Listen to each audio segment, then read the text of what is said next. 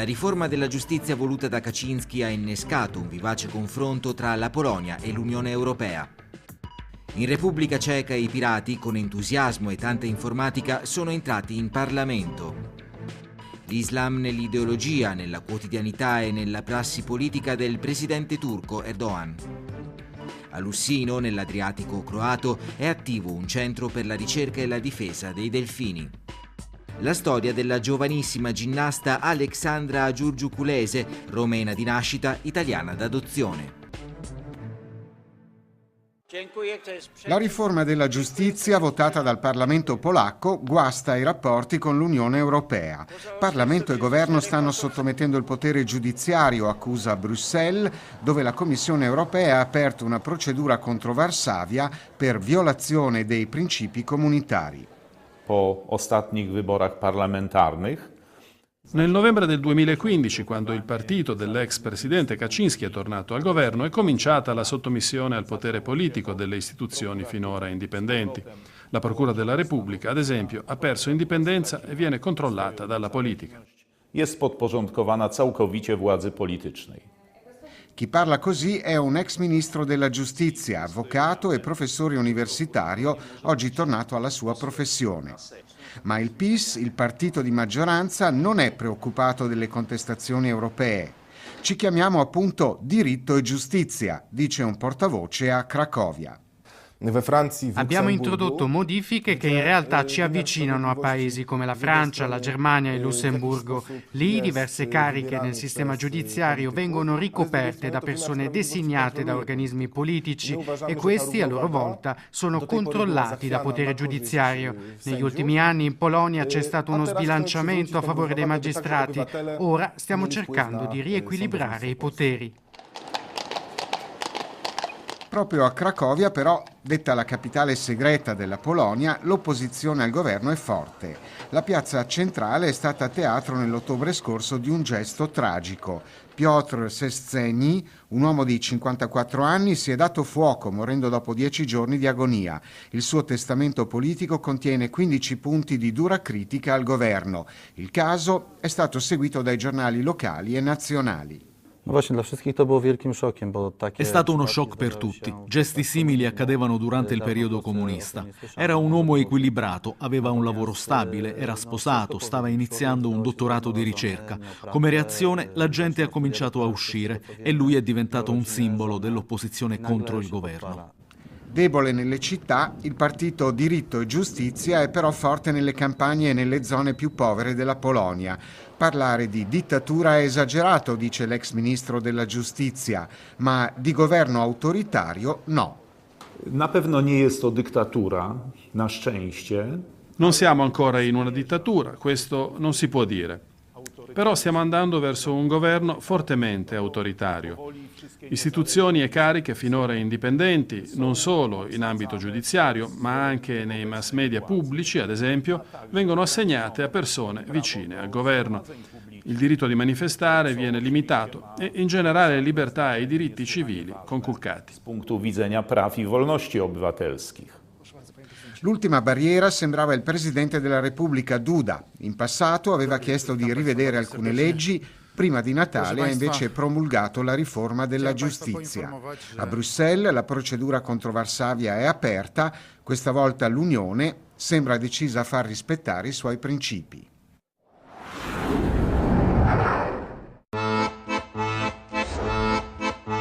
A 37 anni, Treccine Rasta negli spot elettorali si è presentato suonando la fisarmonica. Da quando siede in Parlamento si è dovuto abituare a giacca e cravatta. A vederlo per lui deve essere una novità.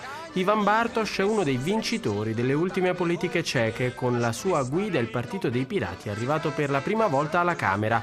10,78%, 22 seggi, terzo partito, un trionfo. Nati nel 2009, i Pirati si sono fatti conoscere in rete grazie a un sito internet, una piattaforma in stile wiki e attività sui social network.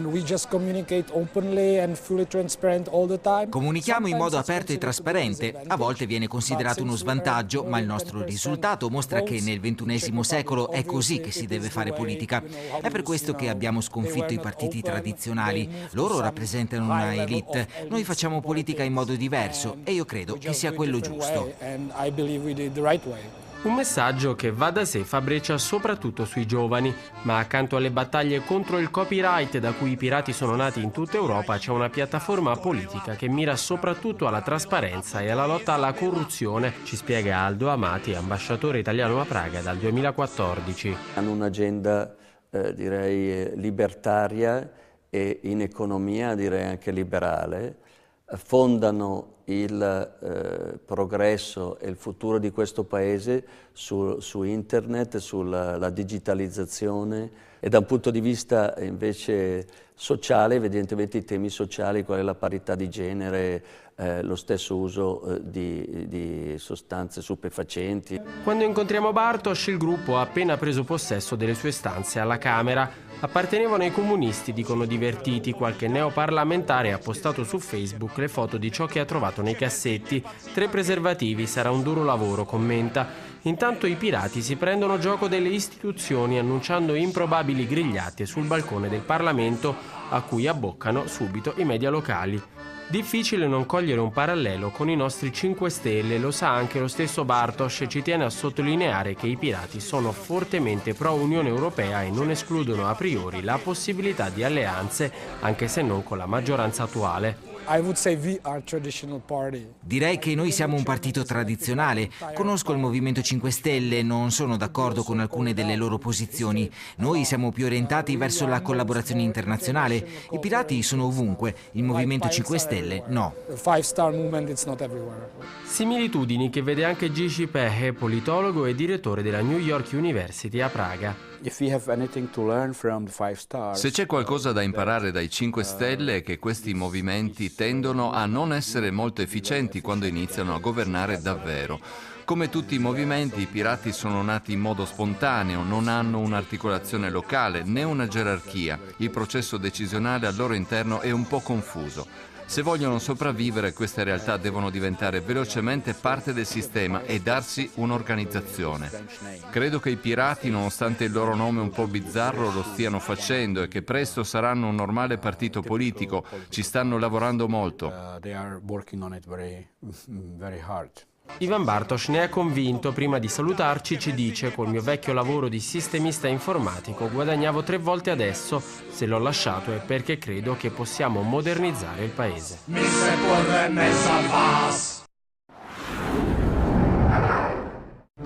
Le autorità ucraine e i separatisti filorussi del Donbass hanno concordato uno scambio di prigionieri. Le trattative difficili si sono svolte a Mosca con la mediazione dei vertici della Chiesa ortodossa russa. A premere con discrezione sui negoziatori anche i presidenti russo Putin e ucraino Poroshenko. Il rappresentante del governo di Kiev, Viktor Medvedchuk, ha detto che l'Ucraina ha rilasciato 306 persone. In cambio i separatisti hanno liberato 74 prigionieri.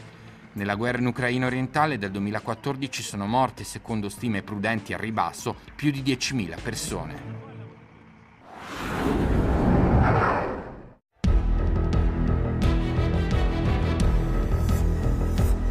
In Turchia non si fermano le purghe contro gli oppositori, veri o presunti, del presidente Erdogan. Dopo il fallito colpo di Stato militare del luglio del 2016 sono state arrestate circa 50.000 persone, 110.000 dipendenti pubblici sono stati licenziati per presunti legami con il predicatore islamico Fethullah Gulen, che dal 1999 vive in esilio negli Stati Uniti. Continua feroce anche la repressione delle organizzazioni kurde. Ad Ankara è iniziato il processo contro il leader moderato curdo Demirtas, che è incarcerato da più di un anno.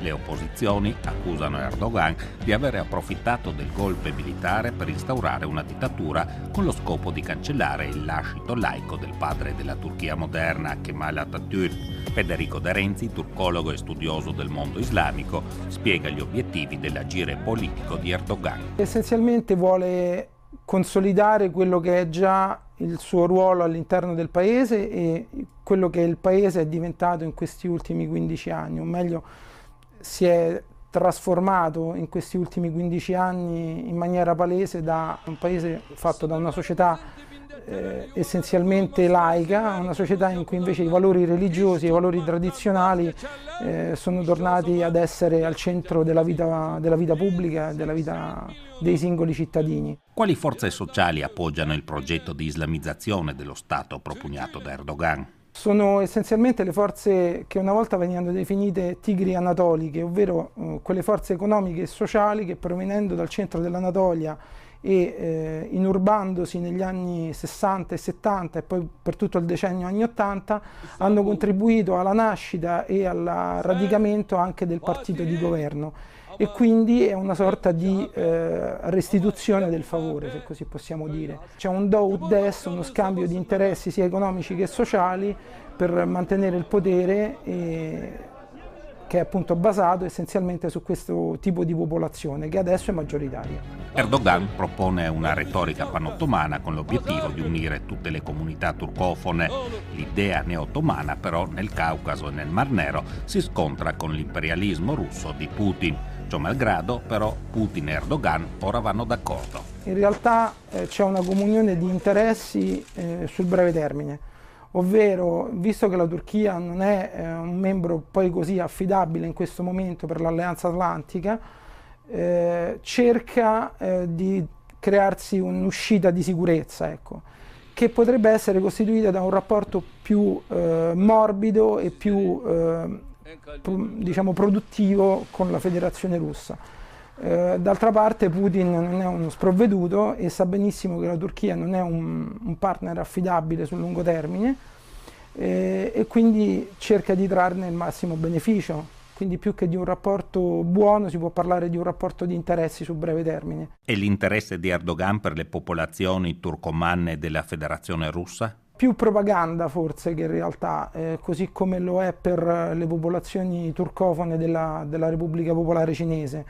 Sono proiezioni, una volta si sarebbe detto panturchiste o panturaniste, che però hanno una ricaduta molto scarsa sulla politica reale internazionale. Il banco di prova della sincerità dell'accordo tra Putin e Erdogan sarà il processo di pace, per alcuni la spartizione in sfere di interesse della Siria.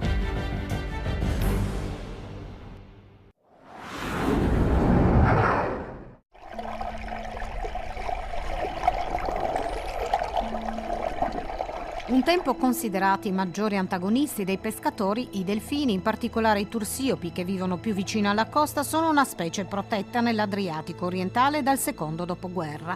Questo è servito a ripopolare la specie. Nell'Adriatico i biologi contano circa 6.000 tursiopi e 20.000 stenelle, delfini pelagici.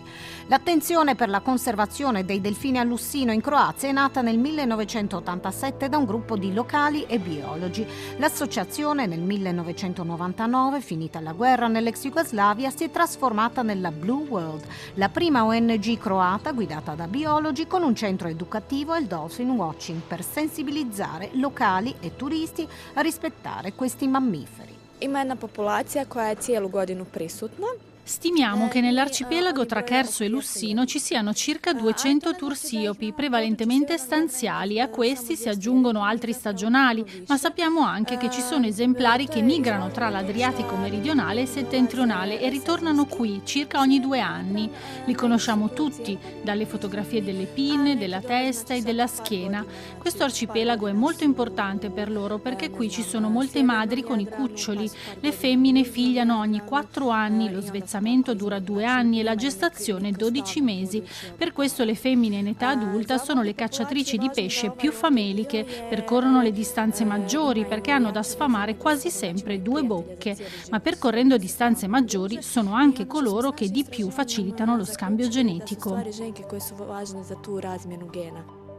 L'arcipelago lussiniano è però fortemente antropizzato durante l'estate e questo influisce sulla comunicazione dei delfini. Lo hanno scoperto i biologi del centro che effettuano varie ricerche finanziate anche con fondi europei. Una di queste l'hanno svolta assieme all'Università di Padova e l'Onlus Mare Terra di Sardegna. Registrando con l'idrofono, cioè un microfono acquatico, i suoni dei delfini durante tutto l'anno, ci siamo accorti che d'estate, quando il rumore che in acqua si propaga più velocemente risulta particolarmente intenso a causa della forte presenza di deportisti, i suoni, o meglio i fischi, con i quali comunicano, passano ad una frequenza più alta. In sostanza fanno quello che facciamo noi quando ci troviamo nei pressi di una cassa acustica oppure in una discoteca. Gridiamo. Si tratta ora di capire quanto è sostenibile per il loro organismo questo cambio di frequenza per una stagione intera, se esige ulteriore energia. Quali effetti ha sulla loro salute? Uno degli obiettivi del Blue World di Lussino è sensibilizzare le persone ed educarle a rispettare lo spazio dei delfini. Per questo hanno anche elaborato un protocollo che vorrebbero venisse applicato per legge a quanti, anche se non biologi professionisti, praticano il dolphin watching.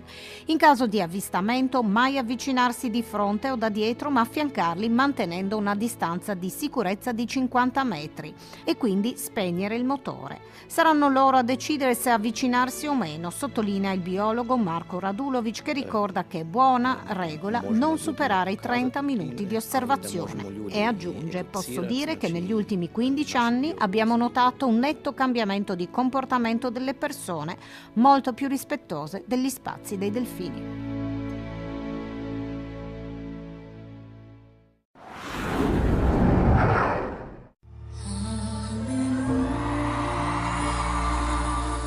Di cognome fa Agiurgiuculese, ma la cosa più difficile di Alexandra, italiana di origine rumena e atleta di ginnastica ritmica che detiene il record mondiale di 4 medaglie vinte in campionati juniores europei, non è tanto la pronuncia del suo nome di famiglia, quanto il conteggio dei premi vinti. Oltre al record mondiale, infatti, Alexandra si è guadagnata anche quello italiano di 4 medaglie ottenute in 4 diverse coppe del mondo nel primo anno di attività senior. Mio padre è stato così generoso e così gentile, così carino, che mi ha fatto, io ho il garage enorme e a volte magari ci metteva cose sue così. L'ha liberato tutto e ci ha messo i miei poster, i miei medaglie e le mie coppe. Sono così tante che non so quante ce ne ho. Tutti risultati più che meritati. La sua storia infatti inizia da lontano, da quella Iași in Romania, in cui è nata nel 2001 e in cui ha iniziato ad allenarsi quasi per caso quando aveva 6 anni. Avevo un problema alla schiena e mia madre mi ha portata in una palestra vicino a casa mia a provare questo sport e a me è subito piaciuto, mi avevano detto che era portata e ho iniziato subito a farlo e ho continuato. Una passione che da subito ha determinato il corso della sua vita, dall'allenamento dapprima continuato in Romania, nonostante la sua famiglia si fosse già trasferita nel Veneto, e poi proseguita in Italia, proprio per dare maggiori possibilità alla sua carriera agonistica. La mia mamma mi ha detto che se volevo o potevo restare a Bucarest, che è molto lontano dalla città dove vivevo, nella nazionale, oppure potevo venire qui in Italia e tentare magari di entrare nella nazionale qui, di fare qualche cosa in Italia. Diciamo che io ero felice, però non sapevo cosa aspettarmi, quindi in realtà mia mamma mi ha fatto scegliere un po', ha chiesto anche alla federazione rumena un po' per capire se è meglio che io stia lì o che venga qua, che tenti, e ha consigliato che forse è meglio venire qui in Italia perché avrei avuto più chance, nel senso internazionalmente. Sono molto contenta, ma è stato più il destino che mi ha fatto capire che era forse meglio stare qua. Ma è proprio a Udine che avviene la svolta, con l'inizio della collaborazione con l'allenatrice slovena Špela Dragaš, già incontrata in qualità di giudice in una gara internazionale. È capitato che lei direttamente da Romania l'ho trovata un collegiale estivo nella palestra nostra in bel mezzo di Udine. È arrivata con sua madre e voleva trascorrere solo un stage di estate. Ovviamente a Alexandra sembra abbia piaciuto quell'estate che ha fatto stage da noi. Mamma ha detto ci rivedremo, io pensavo sì, come no. Invece lei fine dicembre mi telefona e dice abbiamo sistemato tutto, Alexandra si trasferisce in Italia e possiamo cominciare. E così abbiamo cominciato. Un sodalizio più che proficuo, vissuto per alcuni anni in una convivenza strettissima che proseguiva in casa dopo le tante ore di allenamento, per dare modo ad Alexandra di applicarsi più a lungo in palestra anziché perdere ore preziose su un treno. Era difficile perché in quel momento io ero sia genitore adottivo, quindi dovevo dirgli anche no e dovevo mettermi nel ruolo di fare antipatica. E quello comunque comprometteva il mio lavoro da allenatore in palestra, perché lei magari quel giorno era arrabbiata che l'ho sgridato perché mi colorava un muro e poi lei mi odiava quando volevo insegnarle qualcosa di ritmica. I risultati si sono visti sia in Italia sia nel mondo, ma per Alexandra non è che l'inizio. Vorrei partecipare a Tokyo alle Olimpiadi del 2020, questo è il mio sogno. E poi sì, ovviamente vorrei comunque avere un buon posto agli europei, ai mondiali che ci saranno.